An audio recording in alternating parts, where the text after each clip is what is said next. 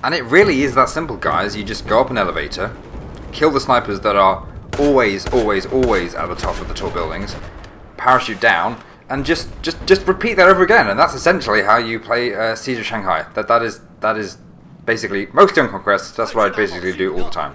Anyway, getting a bit ahead of myself. Hello, my name is Skywalker, and for any of you that, well, I guess the few of you that possibly have watched a previous video, you know that I haven't uploaded them on for quite a while, and for that, yeah, I'm sorry. I'd like to say that I had a really good reason for it, you know, like I was recovering from a serious injury or something. No, I was just really lazy, so sorry about that. So, really, I haven't actually done one since Battlefield 4 came out. I did one during the beta, but so kind of got a lot of talk about, really. This gameplay, I kind of picked. I wanted one that was kind of something interesting, you know, interesting stuff happening, but wasn't too focused about what was happening, you know, on the screen at every point in time. So the game came out, and I picked it up for PC originally, because at that point, PC and 360, and I personally didn't really get the whole point of buying it on 360, because I'll be honest, as I say that, I've not actually played the 360 version. It could be totally awesome, but I didn't see what they could do. You know, it was still very similar to BF3, toned down 12v12. This bit here, man, I did not expect that guy to come out the door so soon, but I got surprised to get revived, so I didn't get up straight away. And the ACR, or the ACWR to be technically correct, is so, it's just, the difference between BF3 and BF4, it's nowhere near as good as range, but it just burns through people at close quarters. No idea where that guy was.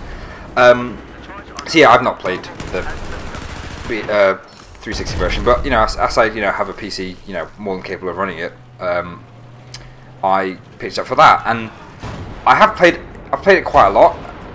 I really obviously there's any you played during, especially during the launch time, know that it was a little bit rough. So I guess starting off talking about my opinion on it, let's just get down to the basics first and say, do I like it? Yes, I like Battlefield 4. It's a fantastic game. I enjoy playing it, and almost every time, you know, most of the time I stop playing not because I have to, just because, you know, I run out of time and have to do other things. So it is very enjoyable. But that said,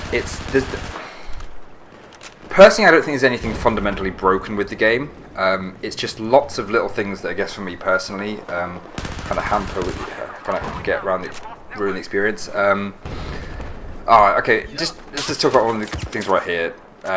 So this is one of the few situations where I actually come out of such a situation alive, which is going up against snipers in hardcore. By the way, is terrifying. Now, just because you didn't know where I was, that's why I was being super sneaky, trying to not get shot there, but then I get killed by the Jeep anyway.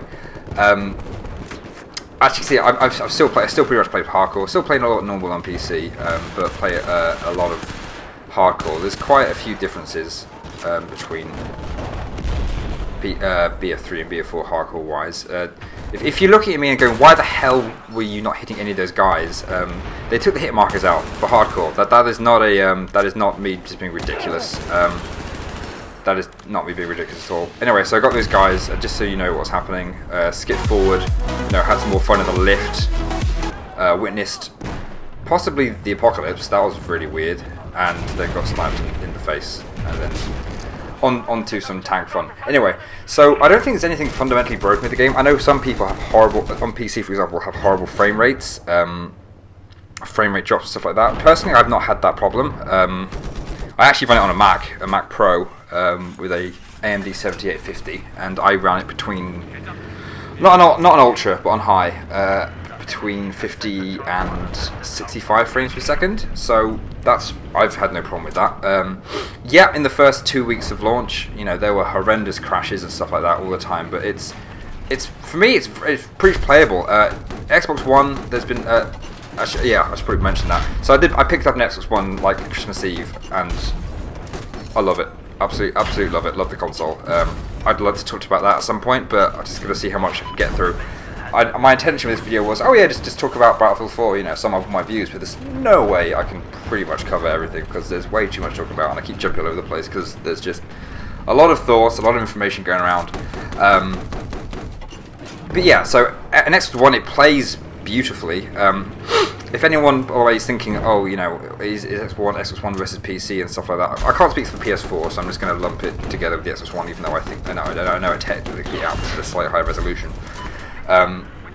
For being honest, yes, the game still looks better on PC, but if, like me, quick repair here and back into the fun. If, like me, you prefer a controller, which I do, I prefer a controller. I know a mouse keyboard is technically more accurate, but I just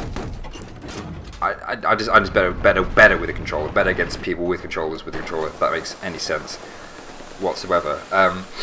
So yeah, the Xbox One version plays fantastically, and all that. So I've not had any problem with that. But there's just little things, and it's just like, just please fix these little things. And some of them I thought they designed. There was one thing, for example, which I think they're, as of recording now, I believe they released a patch on PC, and it's coming for consoles. They fixed the whole head icon issue, where, you know, sometimes people not on your squad, on your team, didn't always have the head icons, and I thought that was by design, because surely someone must have noticed that in testing. You know, hey, you know that guy on my team, he doesn't have an icon. Well, that's really obvious. I spotted that like 30 seconds into you know, the game.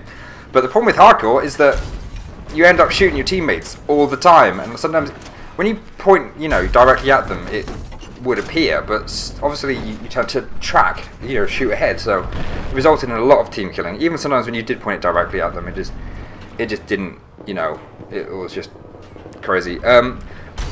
Speaking about hardcore, obviously you see they've made the minimap, you know, the fact that it's gone as standard, which anyone that's heard me talk about Battlefield 4, you know that I love the minimap. I spend, by Battlefield 3, I probably spent about as much time looking at the minimap as I did anything else, actually. I pretty much just ran by the minimap, which is why occasionally you see me run around the corners get shot in my face, because I wasn't actually looking where I was going, and that's kind of stupid.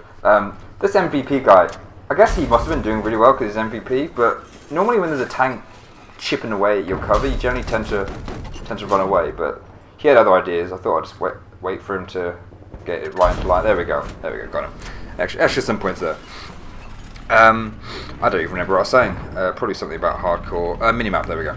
I do like the fact you can just hold down the what was the start button. I think it's called like the menu button. It's going to be called the start button. It is the start button. It will always be the start button. It's the start button. You hold down the start button. Thank you, Sniper. Goodbye. And you can press RB, and you can just bring out the map quickly, which is quite good. Because I guess in some ways there's a lot of people not using the map now, because they don't know that's there. But I find it very. I like having the minimap. The main thing that really does my head in. I say the main thing. Lots of things do.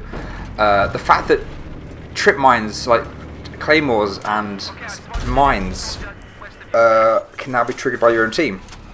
Now I did post this on the forum. Like had a bit of a complaint about it, and they were like, "Oh yeah, watch where you're going." And okay, that's pretty fair enough argument, but seriously, some of the like you know Firestorm. Obviously in the second assault map pack, which is great fun. Okay, that's just at some point. There's the first base defending the MCOM in the kind of the main installation thing, and there's that staircase like that everyone goes up and down all the time. Started the game, ran straight there, and the guy had put a claymore there, blew up like 15 seconds of the game, already been T-killed. It's absolutely ridiculous, and I get that it's hardcore and it's more realistic, but come on, it's just like it's not that realistic, and it's annoying. It's really annoying because you just get team killed all the time, and yeah, all these guys playing, oh yeah, watch where you're going, but these are the same sort of people that normally complain about people not playing the objective, and you're not actually helping the team if you're spending more time blowing up your own team. So there is that.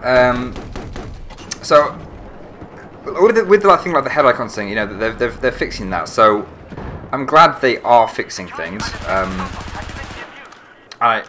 You know, think back to Battlefield 3. There wasn't anything I don't think is glaring, but there are issues. There was like the whole USAS 12 thing that was quite overpowered, and the fact that, you know, so things did get fixed with time.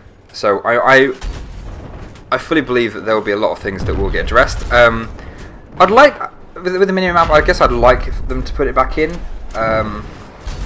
but who knows. I guess the other major thing for me would be the suppression change, which isn't as noticeable in normal, but in hardcore against... When I was mentioning the thing about the snipers before, snipers in hardcore, because a lot of weapons from a lot of ranges, it can be a one-hit kill if you're taking any damage. It becomes almost impossible to kill them, because you start shooting them and they just don't care. They're just like...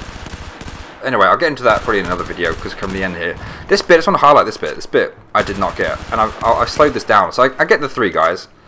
I was like, right, that's pretty good. You see, they've got 12 tickets left. I was like, I would really quite like to win this game now that we've been pushed back to the last base.